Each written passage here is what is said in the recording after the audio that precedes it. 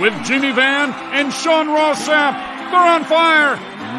Boom shakalaka. 200 strong. What's up, you guys? Sean Ross Sapp. Welcome to Fightful's List and your boy for June 21st, 2023. We got a lot to talk about. I won't be here next week. I'm heading to London, so I'll be off running around trying to adjust to the time there. You know, I'm Sean Ross Sapp, you know something? Yeah? So years ago, I used to work with a guy, and I'm not going to say his name, but his last name started with a P. And people used to call him PTP. Yeah, Tom Peckerhead. I remember him. Yeah, that's it. No, PTP for part-time, and then his last name, right? PTP. You were becoming part-time. Oh, yeah. Yeah, because I'm Sapp. definitely not going to go film all day Wednesday. I'm definitely not doing media Friday morning, which will be like 3 a.m. my time is when I'll be doing media there. I'm definitely not going to cover SmackDown and get us millions of more social media views. I'm definitely not covering anything with Money in the Bank at all. None of that next week. Going to London is just, it's painful. It's painful. It is. I would much rather be sitting in Lexington, Kentucky than London, England, without a doubt. You wouldn't. You absolutely I guarantee you I would. Once you're there, you're going to like, are you going to go to a soccer game while you're there? No, absolutely not. No? No. It's a fun experience. You should give it a shot. No, I'm doing enough other things. But guys, leave a thumbs up on this video. If you haven't checked it out, I interviewed Brian Zane. Did really good numbers. I'm glad you all were checking it out. Also, we're into the shorts game. We've got a whole lot of shorts up on our YouTube now as well. We've got contests running on my Twitter. Go over there, retweet those, share them on Facebook, all that good stuff for additional entries. We got an interview with Nova dropping this week, which he does not do a lot of interviews at all. And I was at Squared Circle Expo, and I knew that he didn't do a lot of interviews because I had asked him years ago because his shoot interview was one of my favorite that I've ever seen. I interviewed Blue Meanie. Blue Meanie put in a good word, and he said, hey, let's do one. And we made friends over that. So check that out this Friday, hoping to do one much longer length. But most importantly, Jimmy, do I get to expense Reds season tickets now that they're good? Do you remember my Nova story, Sean? Do you remember when I told you my Nova story? No, I remember when I was supposed to be able to expense Bengals season tickets during my current deal, and I didn't. I bought them myself, and I didn't, Jimmy. Look So at sacrifices being made right here by me. Everybody hears it on the air. Sacrifices. So my Nova story. So years ago, I booked Nova for a couple of shows. Yeah. And I had it all worked out. I think Showtime Eric Young was one of the matches, I think. Mm-hmm. And you know, he's good to go. And he comes in, and as soon as he comes in, you know what he told me? He said, I got to try out with New York next week. And that ended up being the Simon Dean character that he got. So because he had the tryout, he didn't want to get hurt. He would not take one bump. He wouldn't take one bump. And I remember watching the match thinking, man, this is the drizzle and shits. But I understood, but it still didn't make it any better. But I understood. It was just one of those. Wish I would have known that before. I would have buried him for that. I'm sure he doesn't remember. It's 22 years ago. Yeah. He's a brilliant guy. He really is. Like, he set up his life outside of wrestling, and that's something that he wants to kind of put out there for the world. What I want to put out there for the world, guys, leave a thumbs up on this video. Subscribe. I can't tell you how important that is. We are past 91,000 subscribers. I've definitely noticed with the contests and with shorts that has exploded an awful lot. I want to get to 100,000 this year so bad. That is a personal goal for me. I'd always love to get back to 10,000 on Select and all that. But YouTube is really where I started a lot of this. I mean, the first thing on Fightful was a YouTube live stream. So I hit 100,000. But if you're here, you want your question, your statement read on the air, donate a super chat, donate a humper chat. I'm pushing and prodding Jimmy every week. Let's do more super chats. Let's do more humper chats. So I'm just saying, if y'all give us a lot of money, Jimmy he'll have his hand forced. Jimmy wants to force his agendas on everybody. He's trying to force his lifestyle on everybody is what he's trying to do. My lifestyle. I want everybody to wear $20 shoes. You know something, Sean? I got news for you, Sean. I have upgraded. I don't care. I have upgraded.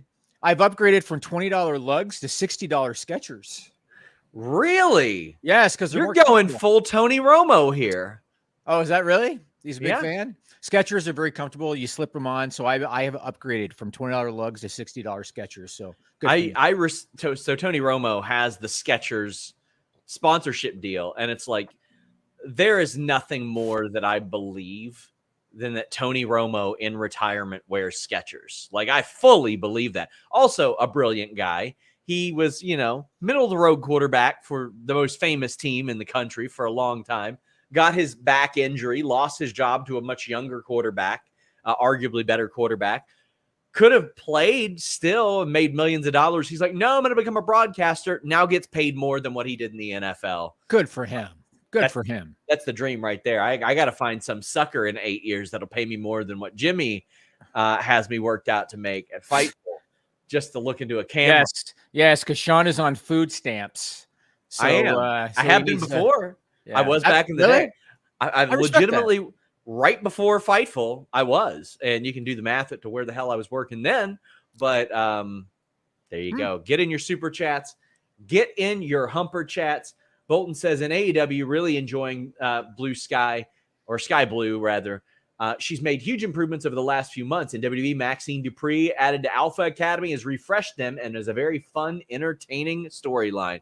It is. I really, really think that Maxine singlet thing, that's a cool look. I love it. And Sky Blue, man, Sky Blue she's just doing it, man. She keeps getting better. She understands how to work social media.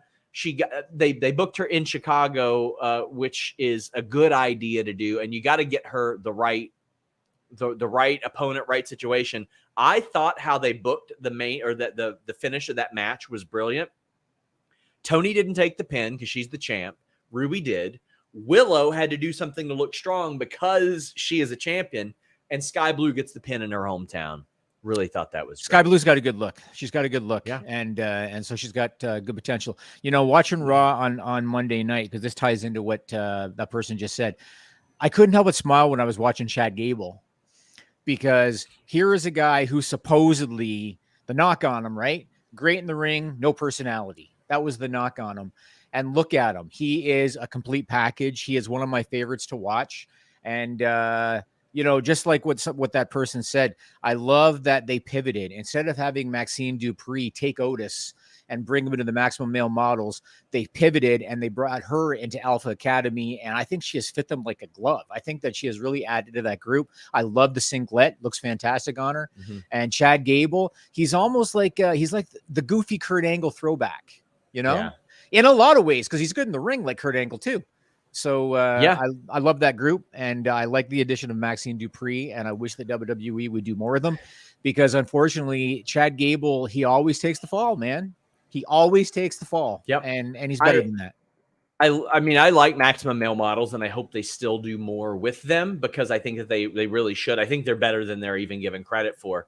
But I think that it was a nice swerve to be like, oh, Otis is going to the Models, and then it's like, no, Maxine's coming over here. I thought that was a great touch. Really like it. Yep.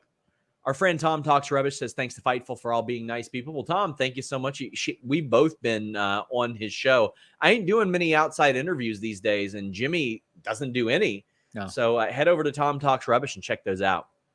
Josh says, any truth to the rumors that Triple H wanted to bring Velveteen Dream back last year? Velveteen Dream ain't ever coming back.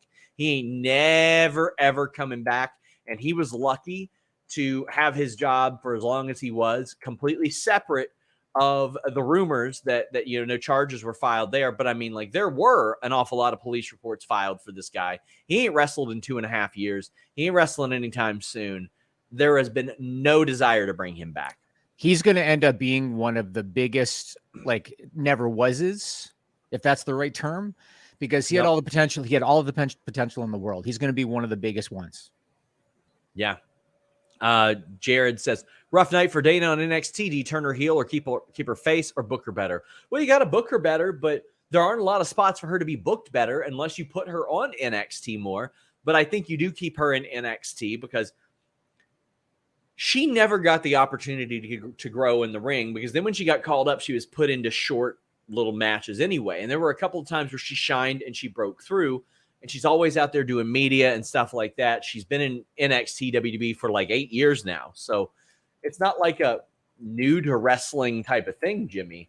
But I think they do need to give her more opportunities to to sink or swim, so to speak, because right now they've given her opportunities to wade through the water. And after 8.5 years, we really don't know what she can and can't do. I agree. I thought the crowd in Orlando was really hard on her. There was a lot of really negative vocal chants. She posted afterwards on social media, "I get it. Y'all think I suck." She deserved better. I mean, you said it, I think, exactly right. She has rarely been given an opportunity on television. And that's why when they gave her the 24/7 title, she treated it like such a big deal.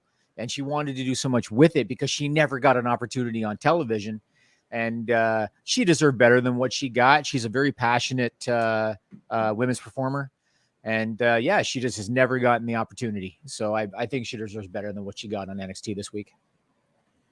Yeah, Marquise Film says, reports say WWE have plans for a free agent tag team from New Japan. It's not specified which team, but talks have been ongoing for a while to form a stable with a PC kid. Any insight? Hope it's the GOD. So I'll give you guys a little bit of help here.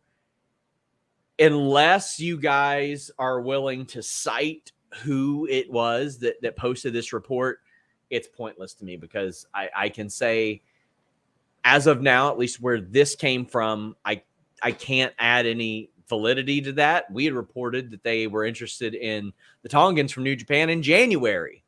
6 months ago, we reported they were interested in a couple of guys, Tama Tonga and Hikuleo. So, I mean, like, this is not like a new thing. Now, in that period, the talks have been on and off, but like, this is not a new story or emerging story. This is something we had reported the week of Wrestle Kingdom, that that they had interest in these two guys and that they were working without deals and any number of things. But I believe it wouldn't be GOD. I don't know if they're interested in Tongaloa. I haven't heard anything about that. And he's been battling a knee injury and all that stuff. But man, I don't know what the status is on that, because for me, I believe Carlito's coming in. But it is I'll believe it when I see it about them hiring anybody for the main roster, because Jimmy, it's been since before Vince has been there that they've hired anybody for the main roster. Do you think this rumor about GOD is only coming to light because Roman needs Bloodline members? It sounds like it's just a convenient type of thing. Maybe, but I hate that. I hate when people just throw that in there because they ain't related. And I saw somebody say, well, Sammy's not related to them either. And I'm like, yeah, but that outlier was why it became so special. Right. Then you'll have people say, well, technically The Rock's not related. Oh, shut the hell up. This has been a story for 25 years. Come on now. Do you think Raquel versus Rhea at SummerSlam or Natalya? It needs to be Rhea. Natalya, unless they have some major renaissance for her, I don't think that the booking is going to get her there, because we've seen her get crushed. I'm interested to see what she does, because she's having like this sort of crisis on screen, but I don't know if it'll be her or not. Okay, well, I want to talk about Raquel Rodriguez for a minute. So Monday night, I'm watching Raquel and Trish. And obviously, because of Trish's size, Raquel was able to do some impressive things in there, right? She was able to throw Trish around. I'm watching Raquel, and I thought to myself, what a waste of talent. Because as WWE fans, we don't know anything about Raquel Rodriguez, except she likes to stretch her back. She likes to do a double bicep shot. She smiles a lot, and she's of Hispanic descent. That's all we know about Raquel Rodriguez as WWE fans. What do you think about the disconnect with NXT talent getting called up, and most of them just don't have the character development? Most of them, they just kind of throw them on TV. Triple H assumes you know who they are, and there's no character development, because Raquel Rodriguez this is not an isolated thing. This is happening with most of the call-ups. Well, not anymore. It's not. They're doing a lot of vignettes for these talent now, like a lot. They did some. They even did one for Johnny a while back. They did one for Candace. They've started to finally air vignettes that show you who these people are. JD McDonough had one. Gosh, there was another couple the other week, Caden and Casey. So that they're doing videos now that highlight these. But I think Raquel has adapted fine. Like she immediately looked like a credible contender. She's almost always been in the tag team title picture, but I think I'm done with them forcing her into that tag team title picture. Like she is a world title contender, in my opinion. 100%. She's got the look and she's unique. I just wish that they would tell us about her, because she's got a back. She's got a right. back. Exactly. That's all we know. And it's tiresome. Like, we need to see more. That's the first thing I thought when I saw her go out there on Monday. And as a matter of fact, on Peacock when they did the WrestleMania documentary. Every year they do a documentary behind the scenes about WrestleMania. They talked to her, and it was her first WrestleMania, and her parents were there. And she got emotional talking about that. And I watched that thinking to myself, there you go. That's kind of more what I want to see at a Raquel Rodriguez. It's funny. I've mentioned this on the air with Denise, because Denise and I have both done a lot of media with Raquel, both in person and through video. And there were a lot of people that say, oh, she smiles too much on the main roster. And I'm like, all right, so you want her to be herself, except when she's herself, because that's exactly how she acts. She is an incredibly pleasant person to be around. She's very happy. She smiles a lot. She's very polite. I think there's a way for her to be like the polite monster type of thing. Sure. Like that's something that we haven't necessarily seen. I remember Bronson Reed was going to do the Mr. Nice Guy thing that was working out pretty well, and they just kind of canned it. There are certain Karrion Kross, before he got released, was doing the Sean O'Hare skits, which, just perfect for him, man. Like just perfect for him. I think they give up on a lot of this stuff too easy. So I'd like to see her sort of like a kill him with kindness type of thing from her would be very, very good. That's how Andre the Giant used to be. He was like the friendly giant till you pissed him off. So yeah, maybe that'll work for her. Ian Hunter says third row for Forbidden Door and can't wait. How many matches do you think there will be in total, with only 4 announced so far? P.S. Jimmy, UK footy is done until August. So Jimmy, yes, I am going to go see a soccer game. I will expense it to you. There you go. Don't check the receipt. Itemized receipt. Check the receipt. Not handwritten. Third row, Forbidden Door. Well, Jimmy will pay for your dinner. That's confirmed. But how many matches do I think there will be? Probably 8 or 9, especially with the issues surrounding the CM Punk situation, which we're about to get into very shortly. Dark Calamity says, when can you see Carlito making his WWE return? This summer. Makes an awful lot of sense to me. KE775 says, should we be worried that Vince Triple H is soured on Gargano, or do you think they'll reunite him with Gargano and Ciampa? I had pitched something, and Denise was shaking her head immediately before she heard it out. I wish we had a little bit more time. I would love for Ciampa and Gargano to reunite, but if you're doing that, Candice, Indy, and Dexter should all be like, what are you doing? Like, why the hell would you do this? And Dexter specifically should look at Ciampa like he's a weirdo. Like, because I think that would be kind of cool, having the weirdo be like, man, what's wrong with you type of thing. And only when Ciampa finally snaps and becomes his old self is Loomis like, okay, we like you. We're all right. You're all right in my book. Gives him the thumbs up. Because then we can go Owens and Zayn versus DIY at SummerSlam. And, of course, the women can do their tag team thing as well. I think we're heading for a DIY reunion.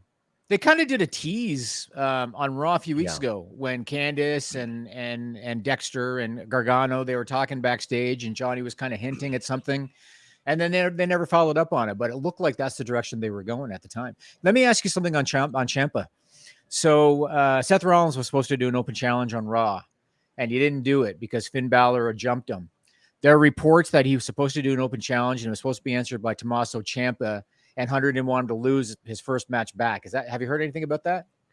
I'm working on it. On it, but I should have info on that this week. We got Anthony Mazzone said, any update on the report regarding WWE altering Money in the Bank plans due to LA Knight's recent popularity from BWE? Guys, watch our shows. We did a short about this. Jimmy had a short commissioned about this. Did. So here's what happened. Last year, there were absolutely incorrect reports that LA Knight was slated to win Money in the Bank. And I exhausted every source and creative I had, and they were like, we haven't even talked about this. Austin Theory still has a damn briefcase right now. No, we haven't even considered it. Now, when I followed up, they're like, well, yeah, we saw the positive reaction to that, and we're seeing his reactions, and anything's a possibility now, but he certainly got a boost because of that. So watching SmackDown last Friday, and I feel like I've said this, I don't know how many times, watching SmackDown last Friday, LA Knight comes out. They didn't even have the wherewithal to have him be the last guy to cut a promo before Butch did the run-in, which he should have been the last guy to cut a promo. Man, they set up Santos Escobar so bad. Yes. Friday and Monday. Like, they're hosing that poor guy. I agree, but LA Knight comes out. he's got kind of generic music, but it doesn't matter because the crowd goes nuts. He cuts a pretty good promo on Logan Paul. Crowd is with him on everything. And I watched that thinking to myself, they're going to have Logan Paul win the freaking briefcase because Logan Paul's got a big audience and an attractive demographic. I get it from a marketing perspective. If you're WWE corporate, it makes a lot of sense. How many times can you shit on LA Knight before the crowd gives up on him because they just think he's never going to get out over the hump? Do you think Logan Paul wins Money in the Bank, or do you think that they go with the full timer and give it to LA Knight? I think LA Knight will get it. You think so? I hope he does. Get it. I hope he does. He should. He should. We got a bunch about Punk, and we're going to get to those because we're going to spend some time on Punk. Thank you to Wild Booking for the super chat. Do you think WWE could have put the briefcase on Logan and have LA Knight win it from him at SummerSlam? Gives him the mainstream attention of Paul winning and a high-profile match for Knight. Yes, I think that'd be a great idea. Yeah. I think that would be a really, really good idea because Logan Paul didn't have to earn it. He's just given it. And, LA Knight could goad him into it. If there's one person that could talk Logan Paul into the ring, I think it's LA Knight. Like, one person that shuts up Logan Paul and he's like, all right, I'm just going to kick your ass now. I actually really like that idea. Because Logan Paul is used to doing wrestling better than wrestlers do, but he hasn't got a taste of people talking better than he talks, which is something that he does for a living. So I would love for that sort of that confrontation to happen. Could be interesting. Alex Silva says people are saying they don't see Cody finishing the story. It would be a slap in the face to Cody fans if he doesn't win one world title before the run ended. He'll win a world title. He should win the WWE title. Absolutely should add that, Jimmy. Or that he should have won it at WrestleMania. There is still nothing that has happened with Roman Reigns where he's needed the title. Beyond that, he ain't defended it at all since Mania. Yeah. Yeah. I don't need him to have the world title to wrestle for the tag titles last month or to wrestle his cousins next weekend. There is no reason that he needed that title belt past WrestleMania. Any perception bullshit that you guys are going to throw at me and say, oh, but he needed it to get to 1,000. No, he didn't need to get to 1,000. Doesn't matter. He already had one of the greatest reigns of all time. I just don't get it. I agree. He should have lost. What do you think, Sean? Do you think they're in the 6th inning now? No. No. 5th? They're in the 5th, maybe? Nope. They had two guys that could have beat him, and then all of a sudden, nothing. Do you have LA Knight beating Roman with Money in the Bank? No, Roman should not lose via Money in the Bank. No. Rock Hard Joel Wood says, are MJF and LA Knight the most over with the most generic music? They both sound like regular stock music anybody could make on their laptop. MJF's was stock music. It used to be on a lot of stuff like that, but I used to hate MJF's theme, and now I like it a lot more. I really do. But yeah, I mean, that's it is. People make generic music that they can sell at mass. I mean, Hardy Boys was too. But what was the show where they did a orchestra version of MJF's song? This just happened. Oh, yeah. Well, I mean, they've done albums. Like Mikey Ruckus has done full albums of orchestra music for AEW themes. So they did one for a match recently. I can't recall, but that was excellent. I really like that. SAS, do you think they added Logan to Money in the Bank to set up Logan versus Ricochet at SummerSlam? I think that would be a good one as well. Like maybe there's something super athletic like we saw at the Rumble that sets up Logan versus Ricochet, and I think that could be a lot of fun. But we're about to have a lot of fun because we're about to talk about this Punk stuff, and we've got a bunch of super chats and a bunch of humper chats. All right, let's a whole lot. Yeah, let's get into it after we get a NordVPN.com/Fightful. I'm traveling, Jimmy. I should be going to Toronto this weekend, but you know what? Next week I'm going to Cincinnati, then London. Then later this year, I'm going back and forth again to London. I'm going to Indianapolis, going all over the place. And no matter what, NordVPN.com/Fightful will be there for me. Great value you're adding there, Jimmy. Thank you so much.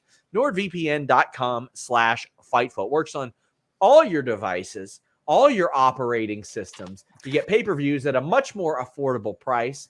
You can watch all of your favorites at home. You get that online threat protection. You can block pop-up ads. Honestly, the best pop-up blocker that I have. I don't even use like the ad blocker extensions or anything like that anymore because this one is so good.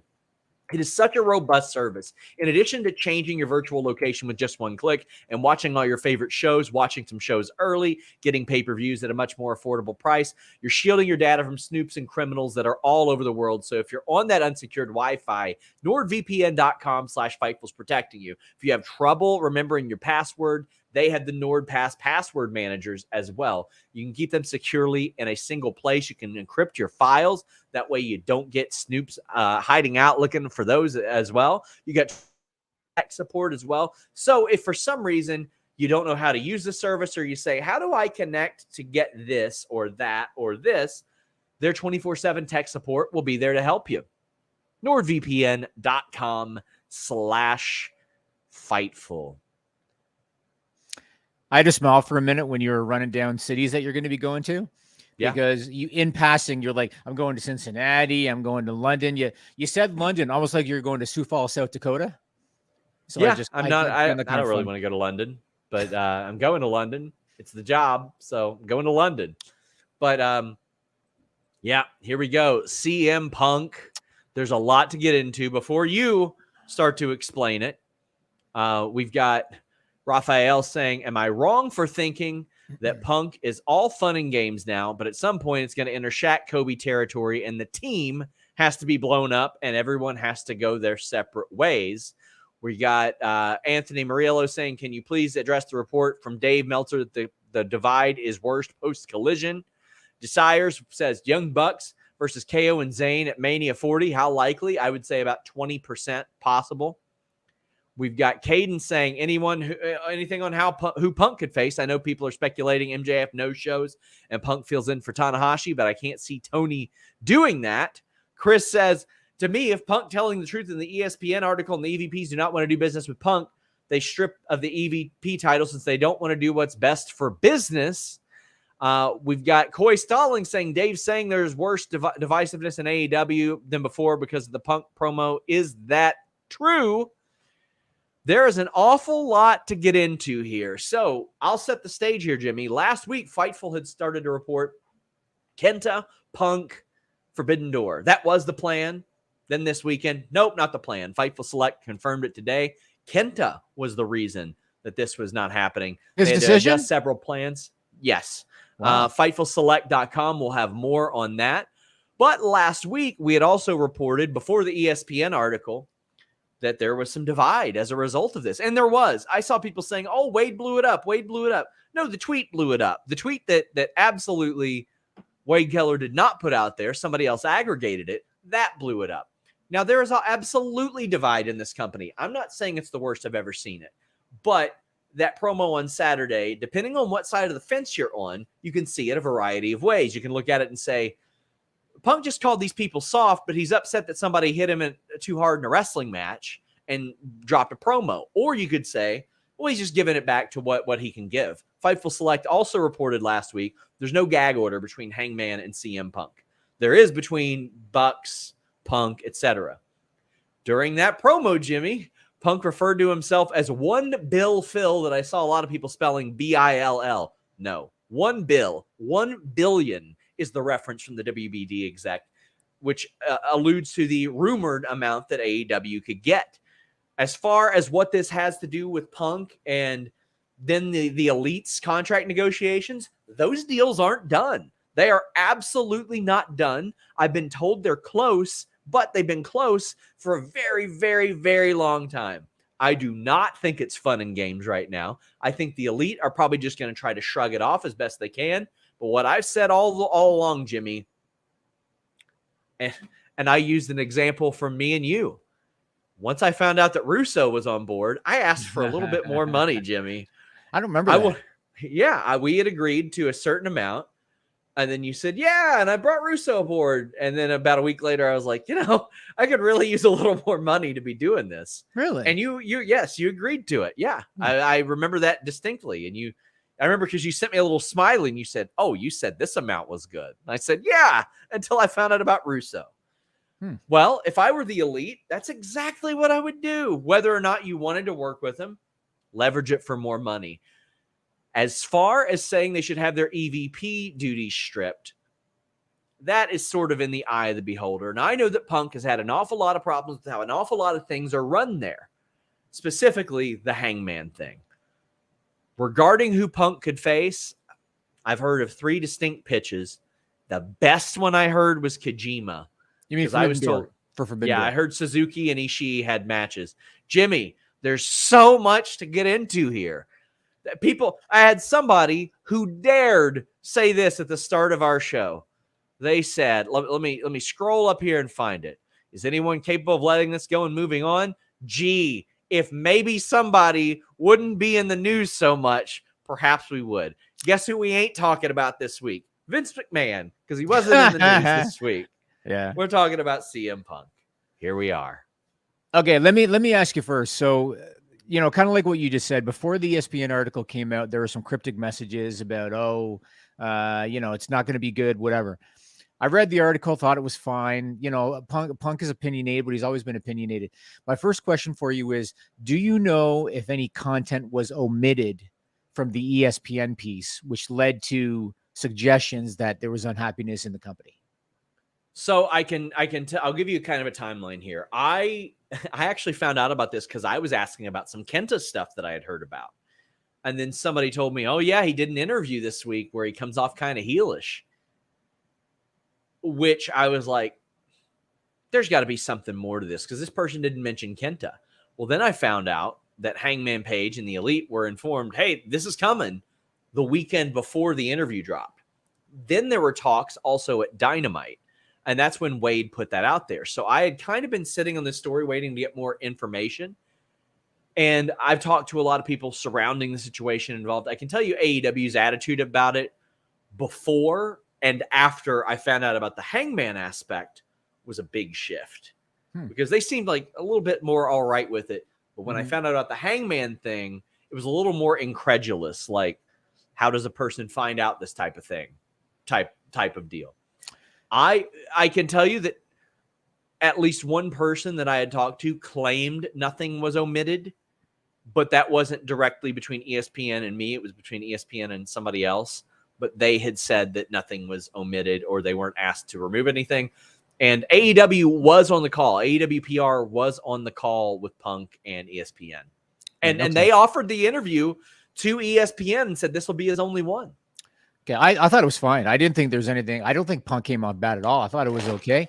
Let me ask you this. So on Collision, when Punk cut the promo you're talking about, and he made the comment, he said he's the one true genuine article in a business full of counterfeit bucks. That's how he put it. Now, on the heels of that, you reported on Fightful Select that Kenny Omega and the Young Bucks might not be in Chicago for Dynamite this week. Yeah. And that has led to speculation that it's because of CM Punk's promo. No. They did their pre-tapes before this promo.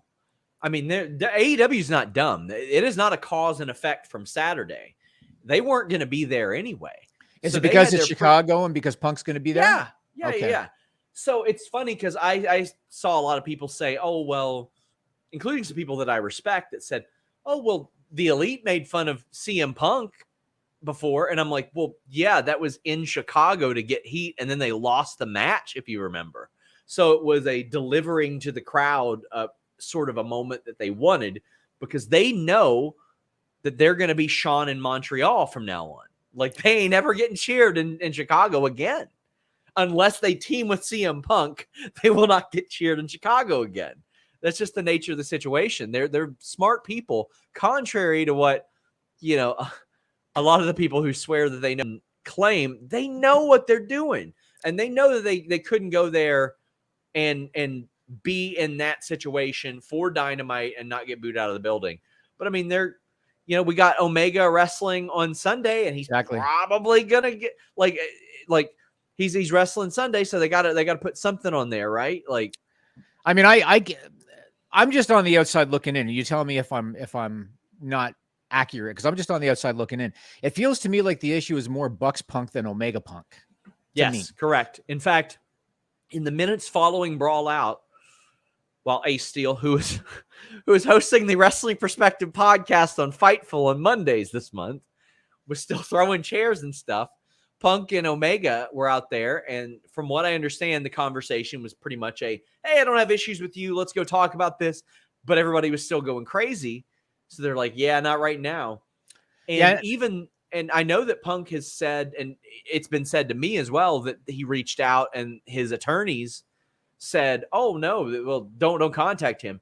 I don't believe that was Barry Bloom, who's like the main rep. So maybe it was somebody else.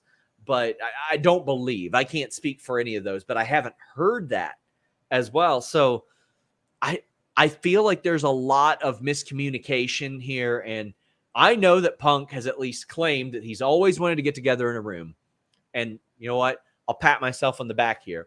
I took it as a big compliment that a lot of people said that ESPN interview was a nothing burger, because we had reported all of this except for the chop in the mouth over the past several months. And this came after a lot of people claimed that we were in the Elite's pocket somehow, some reason.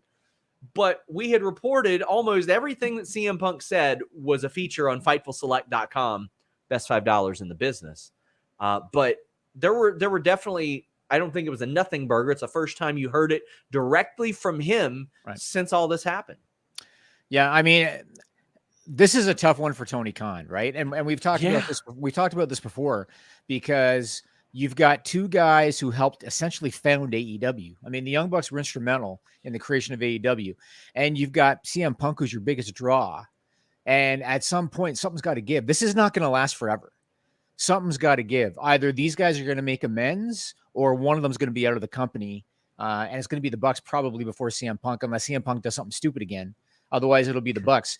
Let me ask you this: when I look at this again from from a high point, I feel like the Bucks are the odd men out, but I don't see them leaving. I just don't.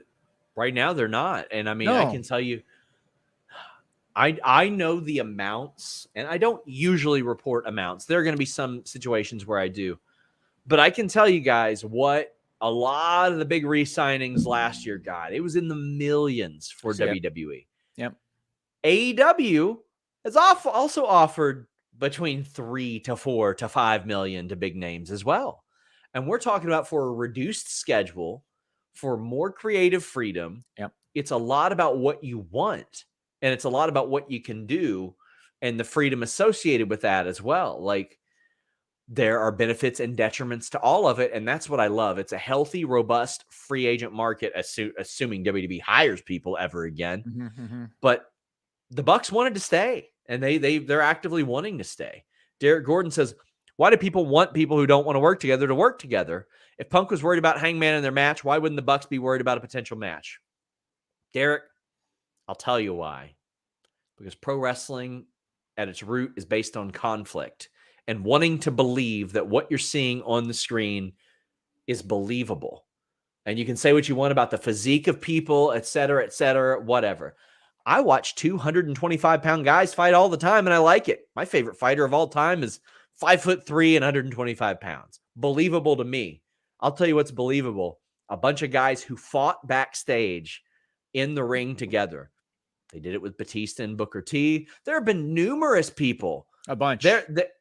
Tons of people.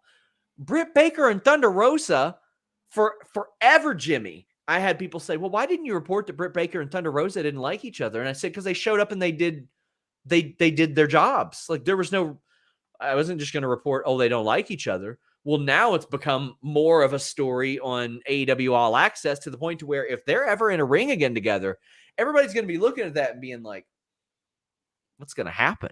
What's going to happen? Is Britt just going to lay into her? Is Thunder Rosa going to be like, is she going to kick her in the face? What's going to happen? Yeah. The root of all this is serious conflict in a more artificial world. And it is theater playing out in a very unique sense, because pro wrestling is all of those things. It is reality. It is action. It is drama. It is theater. It is everything. That's why I don't fault the Bucks for maybe not wanting to work with Punk, and I don't fault Punk for, feeling frustrated. Jimmy, a project we need to have Rob do? What's that? I want to do a timeline from when this all started, how this all connects from from Royal Rumble 2014 to today. It's a good idea. That's a good idea. We can do that. I mean, I want to say one thing in Punk's defense. So I saw certain people writing on Twitter, and you showed me a couple of messages of certain people writing on Twitter that were shitting on the Bucks because Punk in the ESPN story said, I tried to reach out and I said, talk to a lawyer, right?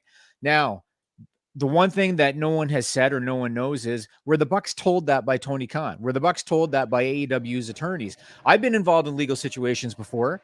Anything that you say can eventually be used against you if there's litigation. So how do we know that the Bucks didn't tell Punk, go to a lawyer because they were told to do that, as opposed to them just being dicks? I've said this before and I'll say it again. I would be stunned if Kenny Omega goes anywhere. He has been very public saying his heart is in Japan. AEW has a much tighter relationship with New Japan than WWE. AEW is much more flexible and letting guys work New Japan shows than WWE. I would be stunned if Kenny Omega left. And the Young Bucks, Sean, and this is my opinion, you can agree or disagree. I think if the Young Bucks left AEW to go to WWE, they would not have a successful run in WWE. I don't think they would. Short term, they would, because short term, you got the shock value. Two guys that left AEW go to WWE to join another guy that helped found AEW and Cody Rhodes. Long term, I don't think the Bucks have the character or the style that would fit a WWE audience the way that they fit. I don't think so. I don't think so. Not long term. Why? It's just different. The super kicks, because the Usos do more super kicks than them. No, it's more than that. It's just the crowds are just not entirely the same. And I think that the Bucks' value is more so behind the scenes than as performers. I think that their value is their influence on other talent. I think their value is everything they know about merchandising, everything they know about marketing. That's their value. And I think they can provide a lot more of it to AEW. I would be stunned. And everything that you said, you have a lesser schedule, much more flexibility.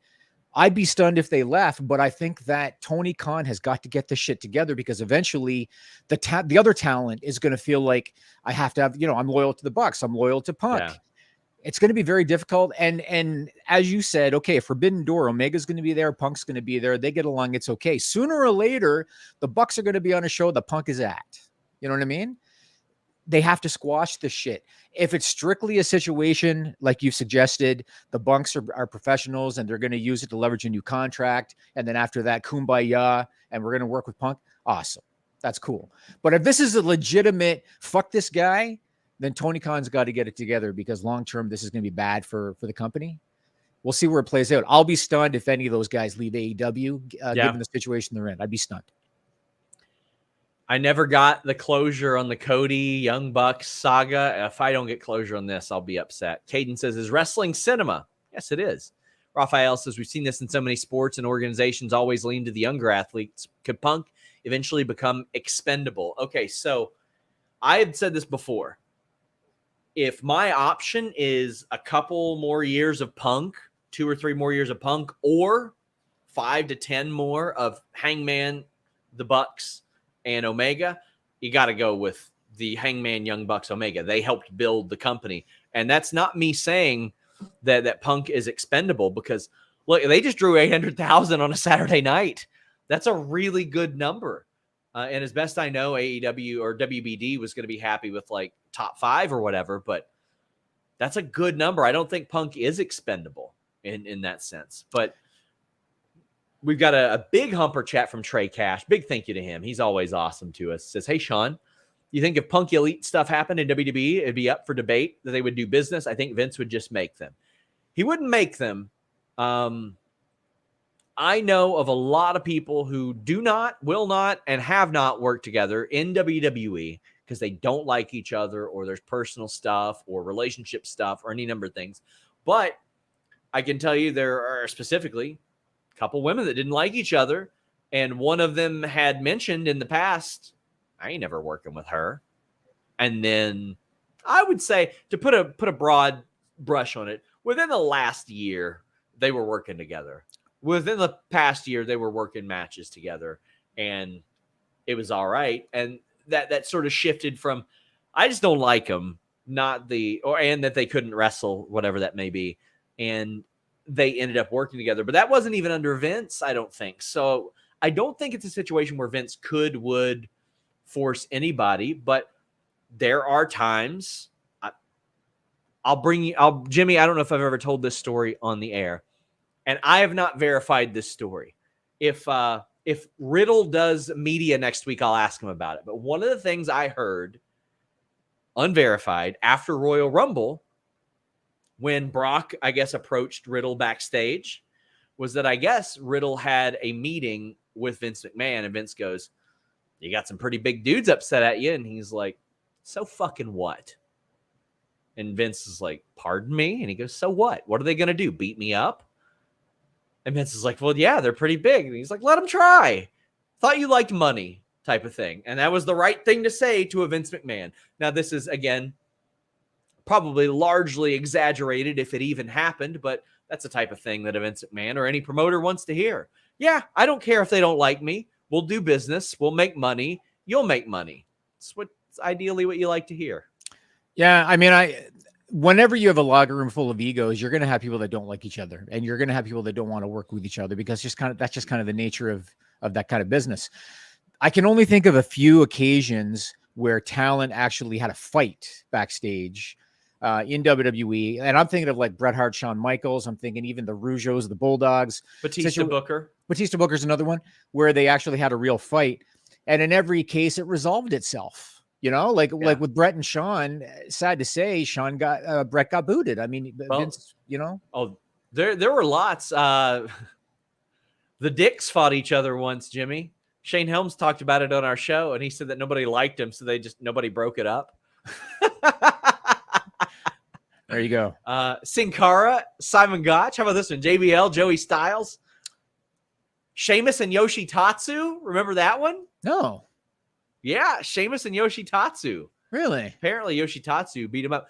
There was a story on the Pritchard podcast recently where he talked about how Shamrock got sick of JBL saying he could beat him up. And Shamrock was like, "I will get down into ref's position. I will let you put a hold on me." And JBL got down there. He's like, "I don't know what he holds." So he taught JBL an arm bar, let JBL put him in an arm bar. He goes, "You got it in?" And he's like, "Yeah." And then 15 seconds later, Ken Shamrock was tapping out. I can see JBL. that. I can see that. JBL was one. There was one where Steve Blackman, the way that Bradshaw always told it, he said, "I lost a fight before I knew I was in one," type of thing, because he hit him so many times. That boys will be boys, and I'm hopeful that this can work it out. The best friends that I have in life are people that I've fought with in the gym or outside the gym or anything like that. I mean, as long as it's not some aberrant bullshit. Then I agree. I mean, even Matt Hardy Edge, that one was pretty damn heated. And they worked together. Yes, they did. Yes, they did. So you never know. We've got a bunch more super chats. James Solling says, "Can anyone explain why Roman carries 3 belts?" He doesn't. He carries 1. Paul carries 2. But that's why, for the visual aspect of it. Bizarro, by the way, Jimmy, that title in person looks amazing. The new that one? New WWE belt. It looks beautiful. Bizarro Big L says, "For a long shot idea, do you think Punk burying the hatchet with Colt? I feel like it would help defuse the majority of issues between Elite and the Punk. Not saying it would happen for Colt and Punk to be friends, but they all need peace between them. I wish they would. I have gotten along with Colt personally. You know, there are some of my friends that don't. But I wish they would, because I think that's the root of all of this. And I just wish it would. It's really unfortunate. They were friends for years, too. It's unfortunate. They were best friends. Yep. Can we expect the Money in the Bank as a setup show for SummerSlam? I mean, no. Money in the Bank is viewed as a major show within WWE now. Major show. Who do you think is getting the next world title shot, Sean? Not world title shot, WWE title shot. Jey Uso? Yep. I think so. Also, myself, Stephanie Chase, will be back here making predictions for Forbidden Door on Thursday, guys. I don't know who she'll have next week. I mean, hell, maybe if she's in London by then, I'll do it with her again soon.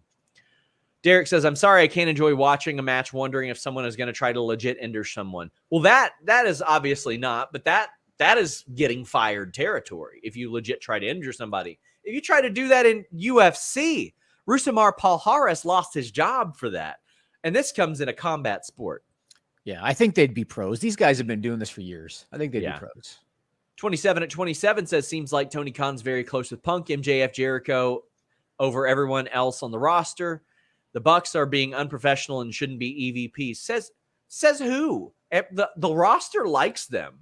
Like, listen, I appreciate the super chat, but random guy on YouTube compared to dozens of people within the company that love the work that they did, that they got a lot of them hired.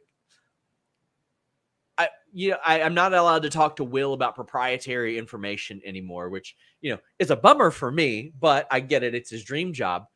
But I listened to his After the Bell pod, or not After the Bell, whatever the hell the podcast is he has. Unrestricted, Denise. I think.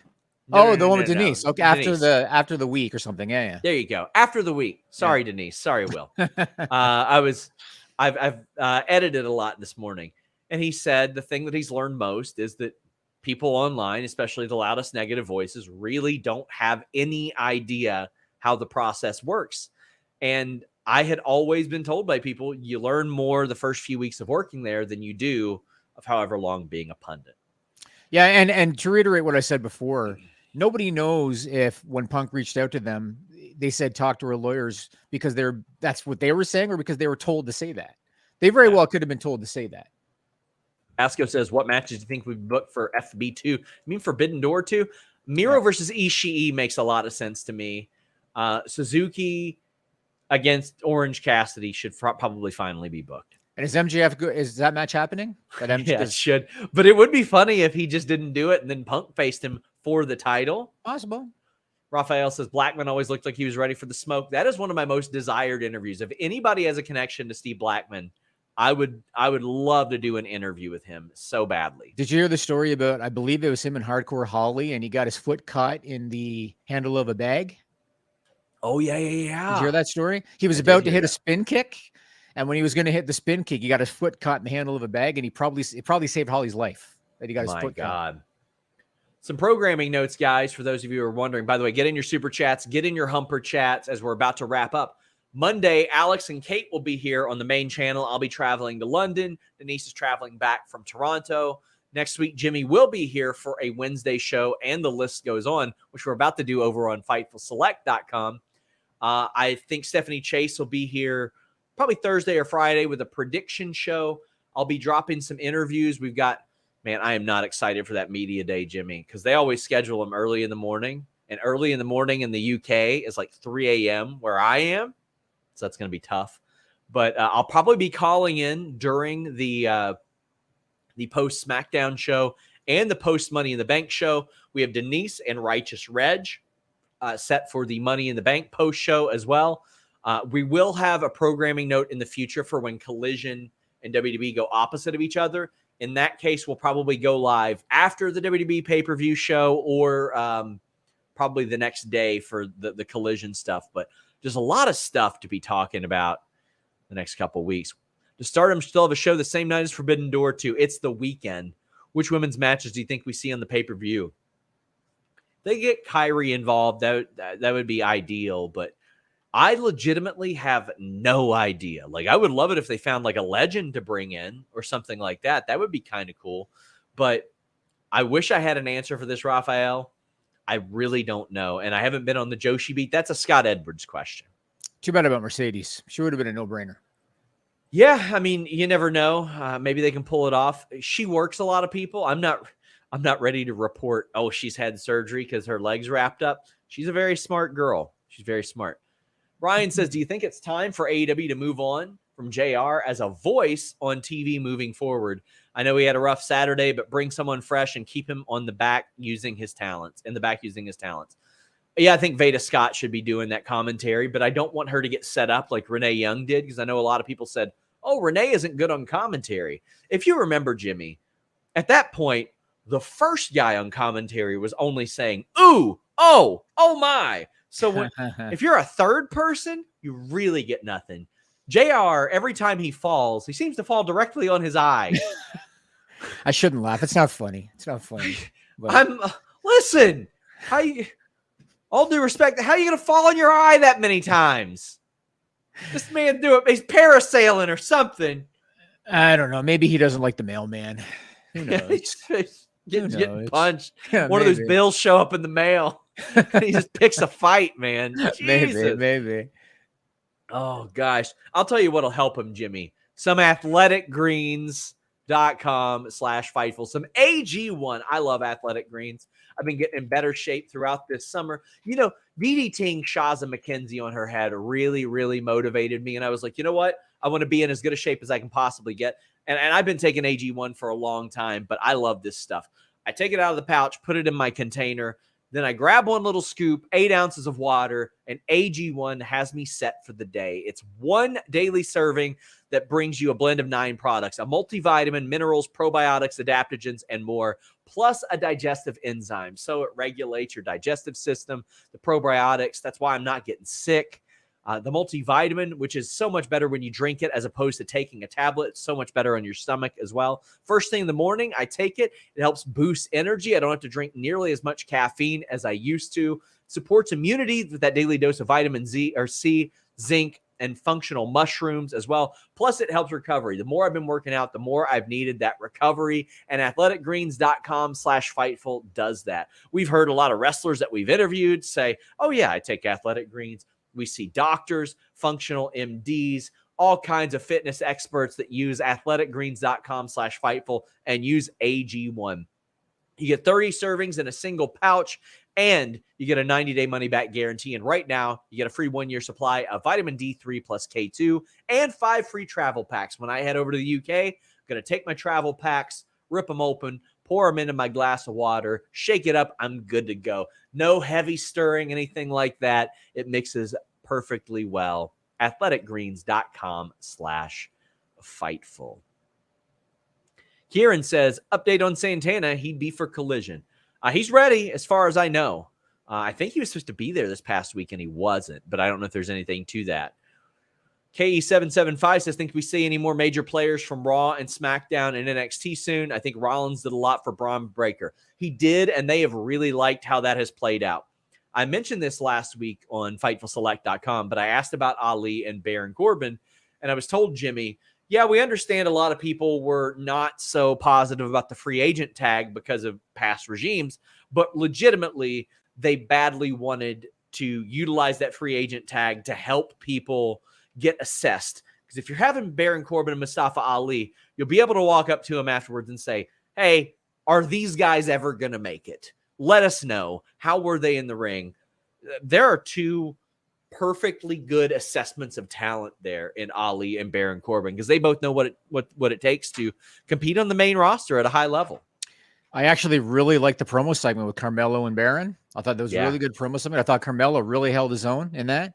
And Rollins and Breaker was really good, man. I mean, I don't know exactly how much time they got, but they went through 2 commercial breaks. So they got a good 15 minutes anyway. I thought it was good. And Breaker lost clean, but looked really good in defeat. It felt like his buzz peaked very early, so he needed this very, very badly, I thought. Jimmy Fingers 19 says, I'm all for pushing new talent, but Dynamite has always seemed to try and push too many at once. I realize Collision has always been one show, but I found it a refreshing presentation and with more established talent. Hope it continues. Well, Jimmy, I think that's the benefit. And it's funny because now the assessments I get from Will Washington are on the air for other shows, but he had mentioned this on Unrestricted. He said, Miro and Andrade are back.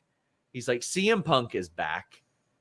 Thunder Rosa might be back. You have Scorpio Sky back. You have all these people back, which is a hell of an infusion for a show, and it doesn't affect Dynamite not one little bit, Jimmy. That's right. When Pac comes back, there you go. You've got all these people like a Serena Deeb in the future.